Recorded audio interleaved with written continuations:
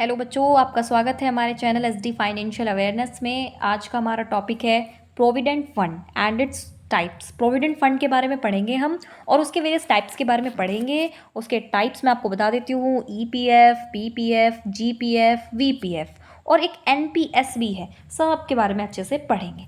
पहले तो मैं बता देती हूँ कोई प्रोविडेंट फंड क्या होता है भाई। ये किस चीज़ का नाम है?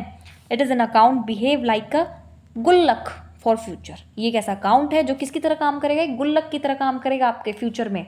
समझ रहे हो? जैसे आपकी ओल्ड एज के लिए या आपकी जैसे वॉर सिचुएशन, जैसे कोरोना टाइप आ गई थी सिचुएशन, ऐसी सिचुएशन में आपको सेविंग चाहिए तो वो उस टाइप की एक चीज़ के लिए ये प्रोविडेंट फंड बनाया जाता है। ये ऑटोमेटिकली क्या होता है, इसमें जो भी इनकम अर्नर्स होते हैं, चाहे इनकम अर्नर्स गवर्नमेंट हो या प्राइवेट हो, अपनी कोई शॉप चलाते हो या कोई बिजनेस करते हो, कुछ भी लोग हों, ऑटोमेटिकली उनके अकाउंट से थोड़ा थोड़ा थोड़ा थोड़ा हर महीने कटता रहता है और उनके प्रोविडेंट फंड, पीएफ बोलते हैं उसको, प्रोविडेंट फंड में जमा होता रहता है। ठीक है ना? वो उनको एक तरीके से समझ लो सोशल सिक्योरिटी प्रोवाइड कर रहा है लॉन्ग टर्म के लिए। समझ लो, और सिक्योर है, ये काफ़ी रिस्क फ्री है, कोई रिस्क नहीं है इससे रिलेटेड।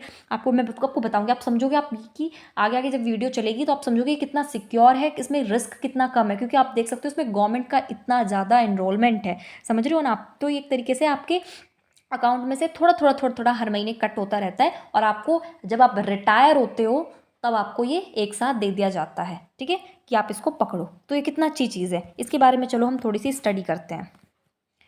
First is EPF. तो मैंने बताया प्रोविडेंट फंड के बारे में क्या है। अभी वेरियस टाइप्स के होते हैं। The first type is EPF यानी कि एम्प्लॉयज प्रोविडेंट फंड।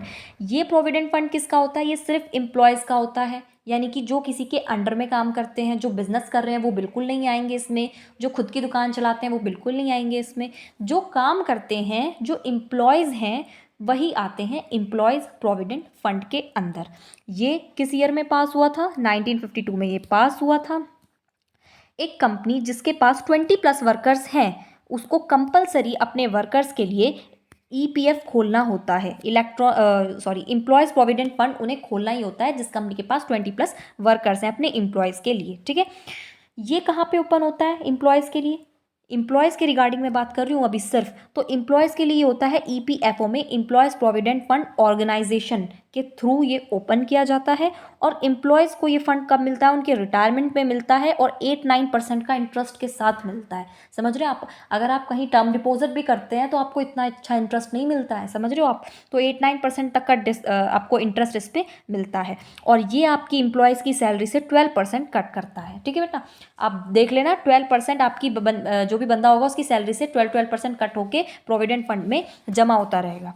ये होता है एम्प्लॉयज़ प्रोविडेंट फंड का कॉन्सेप्ट। आपको रिटायरमेंट के टाइप ये मिल जाता है। होता किसके लिए? एम्प्लॉयज़ के लिए है जो किसी के अंडर में काम कर रहे होते हैं। मैच्योरिटीज़ की क्या होती है? मैच्योरिटी रिटायरमेंट के टाइम पे होती है। आप इसको सिर्फ रिटायरमेंट के टाइम पे ही निकाल सकते हो, लेकिन एम्प्लॉयज़ पार्शियल थोड़ा बहुत निकाल सकते हैं 5 साल के बाद। 5 साल तक तो बिल्कुल ही नहीं निकालना है, 5 साल के बाद थोड़ा बहुत निकाल सकते हैं। अगर हो सकता है घर में शादी है या कोई इमरजेंसी आ जाती है, एजुकेशन के लिए, अपने बच्चों की पढ़ाई के लिए, या कोई मेडिकल प्रॉब्लम आ जाती है, तो उस टाइम पे आप 5 साल के बाद थोड़ा बहुत निकाल सकते हो। डेब्ट लाइबिलिटी जीरो है इसकी। डेब्ट लाइबिलिटी जीरो होने का क्या मतलब है? समझिए, अगर जिस बंदे का एम्प्लॉयज़ प्रोविडेंट फंड है उसने बैंक से लोन लिया है और वो रीपे नहीं कर रहा उस लोन को, तो वो बोलेगा कि भाई मैं अब इंसॉल्वेंट हूँ, मेरे पास कुछ पे करने के लिए नहीं है, मैं क्या करूँ? तो वो बैंक बोलेगा अच्छा ऐसे क्यों बोल रहा है, तेरे पास एम्प्लॉयज़ प्रोविडेंट फंड नहीं है क्या, उसमें से निकाल के दे। तो गवर्नमेंट बोलेगी शट अप, बिल्कुल नहीं, ये डेब्ट लाइबिलिटी जीरो है इसकी। इसका सब कुछ ले ले लेकिन एम्प्लॉयज़ प्रोविडेंट फंड से पैसा नहीं निकालेगा। बैंक को सीधा सीधा इंस्ट्रक्शन दे दिए जाएंगे। तो आप समझ रहे हो कितना सिक्योर है? मैंने आपको बोला था, आपको धीरे धीरे पता चल जाएगा कितना सेफ है। तो ये बहुत ज़्यादा सेफ है, इवन बैंक तक इसको यूज़ नहीं कर सकता अपने डेप्ट को पे करने के लिए। तो ये इतना ज़्यादा सेफ होता है। ओके, तो ये हमारा पूरा ईपीएफ का है। ईयर इसका याद रख लेना, 1952। ठीक है, टैक्स फ्री होता है। ये एक और चीज़ देख लेना आप, क्या होता है? Tax free. टैक्स नहीं लगता इस पर। टैक्स जैसे आप इनकम अर्न करते हो तो इनकम टैक्स कट होता है, इस पर कोई टैक्स कट नहीं होता, आपको फुल अमाउंट मिलती है। कितना अच्छा है ये। Next type is PPF. Okay, तो इसी का नेक्स्ट टाइप होता है पब्लिक प्रोविडेंट फंड। देखो, पब्लिक प्रोविडेंट फंड के बारे में अब आप सोच सकते हो, वो एम्प्लॉयज़ के लिए था, ईपीएफ हो गया एम्प्लॉयज़ प्रोविडेंट फंड। ये पब्लिक के लिए है, यानी कि उन लोगों के लिए जो एम्प्लॉयज़ नहीं है, तो पब्लिक प्रोविडेंट फंड हो गया, यानी कि ये उन लोगों के लिए है जिनका खुद का बिजनेस है।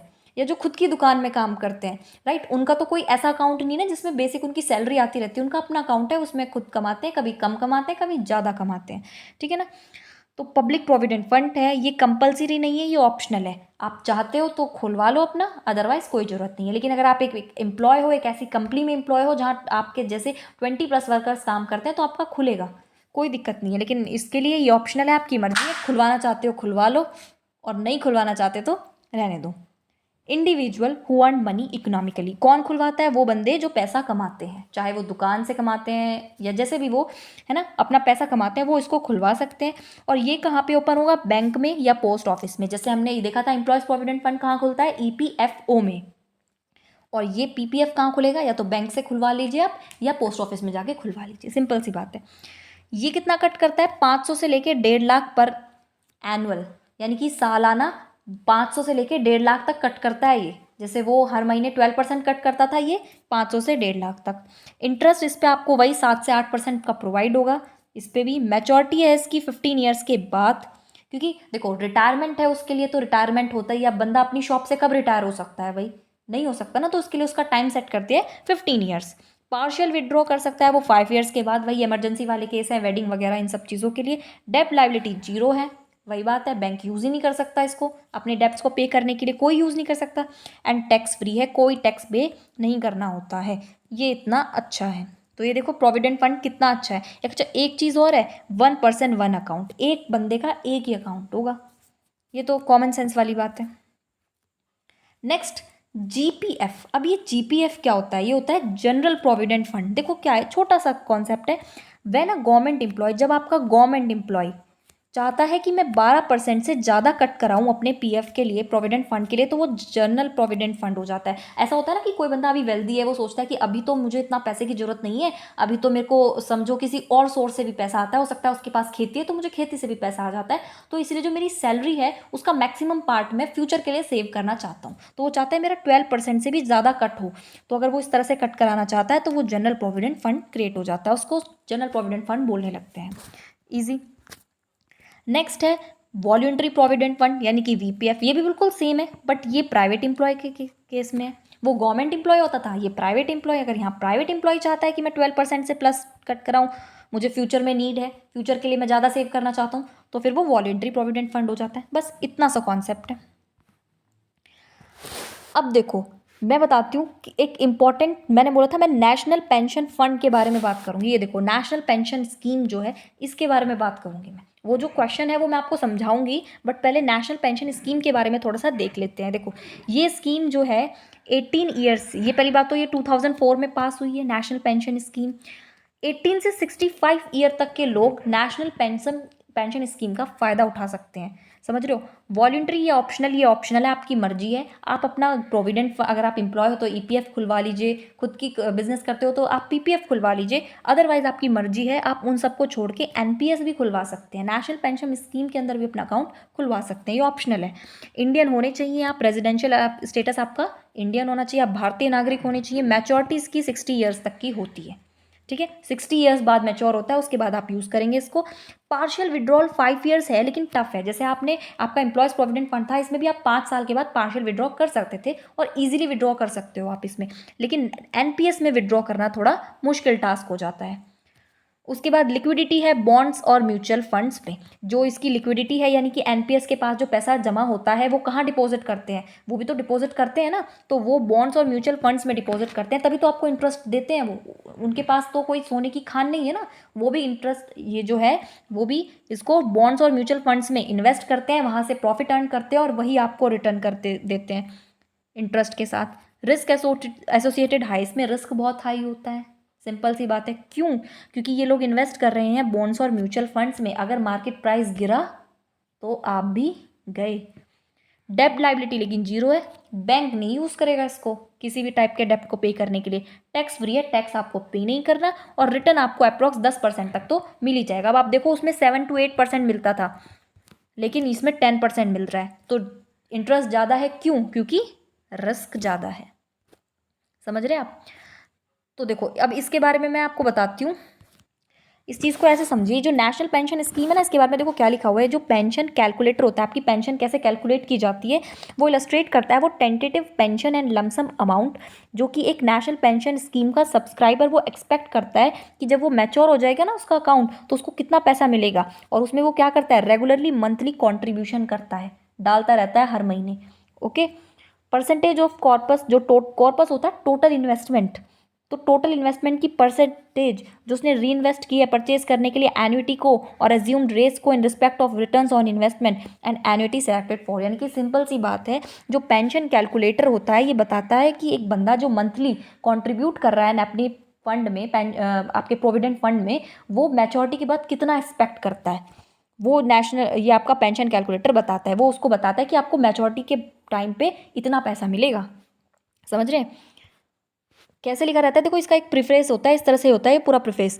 माई डेट ऑफ बर्थ, आपकी डेट ऑफ बर्थ आ जाएगी यहाँ पे, जो भी आपका डेट ऑफ बर्थ होगा। उसके बाद आप कितना कंट्रीब्यूट करना चाहते हो पर मंथ, 1000 रुपये, 500 रुपये, 1500 रुपये, जितना भी आप कंट्रीब्यूट करना चाहते हो उतना आप लिखोगे। उसके बाद I would like to continue contributing till the age of, आप कितनी साल तक, 75 साल तक, 80 साल तक, कब तक आप उस कंट्रीब्यूट करना चाहते हो, कब तक आप पैसे डालते रहना चाहते हो वो बता दीजिए। और माई टोटल ईयर ऑफ कंट्रीब्यूशन, और अब तक आपने कितना कंट्रीब्यूट कर दिया, कितने सालों से आप कंट्रीब्यूट करते चले आ रहे हैं वो भी लिख दीजिए। उसके बाद my expectation of return on investment, मैं कितना इंटरेस्ट चाहता हूँ, रिटर्न कितना चाहता हूँ, 10% चाहता हूँ मैं इंटरेस्ट पे रिटर्न, वो चीज़ भी लिख दीजिए। I would like to purchase annuity for, मैं कितना एन्युटी परचेज करना चाहता हूँ, एक तरीके से 40%, and I am expecting on annuity rate of, और मैं एन्युटी पे कितना एक्सपेक्ट करता हूँ रेट, 6%। तो आप ये सब डेटा डालिए और आपको क्या मिल जाएगा, आपको मिल जाएगा कि आपको मैच्योरिटी के टाइम पे नेशनल पेंशन फंड में या किसी भी प्रोविडेंट फंड में आपने नेशनल पेंशन स्कीम में जो डाला है तो आपको कितना पैसा मिलेगा। वो चीज़ यहाँ से आपको कैलकुलेट हो जाएगी नेशनल पेंशन स्कीम के रिगार्डिंग। समझ रहे? तो ये था हमारा नेशनल पेंशन स्कीम का टॉपिक और वो उससे रिलेटेड क्वेश्चन। बस एक छोटा सा टॉपिक रह गया, ग्रेचुइटी, इतना ही है ये बस। ग्रेचुइटी मतलब बोनस, जैसे बोनस मिल जाता है ना, दिवाली हो गई, अलग अलग फेस्टिवल्स हो गए तो आपको पेड वेकेशन मिल जाती है या कुछ एक्स्ट्रा मनी मिल जाता है, तो वो बोनस होता है। तो ये जो ग्रेचुइटी है, ग्रेचुइटी मॉनेटरी टर्म्स में ही मेजर होती है, ये देख लेना आप। अभी जैसे पेड वेकेशन हो गया, ये नॉन मॉनेटरी है, ये नॉन मॉनेटरी है, लेकिन ग्रेचुइटी मॉनेटरी टर्म्स में है, बोनस आपका मॉनेटरी टर्म्स में होगा। अंडर ग्रेचुइटी एक्ट 1972 में ये ग्रेचुइटी एक्ट पास हुआ था, उसके तहत ये बोला गया है। कोई भी गवर्नमेंट या प्राइवेट कंपनी जिसके पास 10+ वर्कर्स हैं उसको ग्रेचुइटी देनी होती है अपने वर्कर्स को, उसको बोनस देना होता है अपने वर्कर्स को। Given to a person who had serve 5 year और मोर इन अ कंपनी, अगर एक पर्सन को किसी कंपनी में काम करते हुए 5 साल वह उससे अधिक हो गए हैं तो वो हकदार है कि उसको ग्रेचुइटी मिलेगा। एंड मोस्ट प्रोबेबली 3 ईयर पे भी शिफ्ट हो गया है। Gratuity is 15 days extra salary every year. आप सोचोगे ग्रेचुइटी में यार ऐसा क्या चीज़ मिलती है, क्या खजाना देते हैं? कुछ नहीं देते। पूरे साल में 365 दिन की सैलरी मिलती है आपको। आई मस्ट से कि अगर आप प्राइवेट में काम करते हो तो हो सकता है आपके संडेज़ की सैलरी कट होती हो, या कोई हॉलीडे अगर आप लेते हो तो उसकी सैलरी कट होती है। मैं अप्रोक्स चला के चल रही हूँ कि आपको 365 डेज़ की सैलरी मिलती है, उसमें 15 डेज़ की सैलरी और दे देते हैं, ये होती है ग्रेचुइटी। पूरे साल में 15 डेज़ की एक्स्ट्रा सैलरी आपको दे दी जाती, दिस इज़ योर बोनस। ये आपको मोस्ट प्रोबेबली फेस्टिवल्स के टाइम पे दी जाती है, आप शॉपिंग वगैरह कर लो, है ना, इसलिए। इसको कैलकुलेट करने का एक फॉर्मूला भी बना दिया इन्होंने। फॉर्मूला क्या है? सैलरी प्लस कीजिए अपनी डेली अलाउंसेस। अगर आपको कोई डेली अलाउंसेस दिया जाता है, मतलब डेली, ऐसा नहीं कि डेली ही दिया जाए आपको, जब भी दे दिया, दूसरे दिन, तीसरे दिन, जब भी दे दिया, इंटू 15। 15 क्यों? 15 क्यों? और टेनवर, टेनवर क्या होता है? यानी कि टेनवर होता है मतलब कितने टाइम तक आपने उसको चलाया है, कितना समय हो गया आपको ग्रेचुइटी, आपको कंपनी में काम करते हुए, आपका वर्किंग पीरियड एक तरीके से, वो टेनवर हो गया। और अपॉन में 26 डेज, 30 होना चाहिए था, संडे लेस किया है, 30 लेस संडे, तो 26 डेज, इससे डिवाइड कर दीजिए तो आपको पता चल जाएगा कि आप कितनी ग्रेचुइटी के हकदार हैं। This is what gratuity. तो ये पूरे हमारे कॉन्सेप्ट थे जो आज हमने कवर किए। हमने इसमें ईपीएफ देखा, पीपीएफ देखा, हमने जीपीएफ देखा, वीपीएफ देखा, और नेशनल पेंशन स्कीम के बारे में देखा। ये हमने 4-5 टॉपिक इसमें कवर किए हैं। इससे रिगार्डिंग एक छोटा सा क्वेश्चन देती हूँ मैं, एक सेकेंड। तो बच्चा पार्टी, सिंपल सा आपका एक होमवर्क क्वेश्चन है। आप सिर्फ मुझे इतना बता दीजिए कमेंट बॉक्स में कि जो पब्लिक प्रोविडेंट फंड है किस ईयर में पास हुआ है। इजी क्वेश्चन, बस इतना बता दीजिए और ये दोनों लर्न कर लेना। ईपीएफ पीपीएफ ये आपको लर्न करनी है।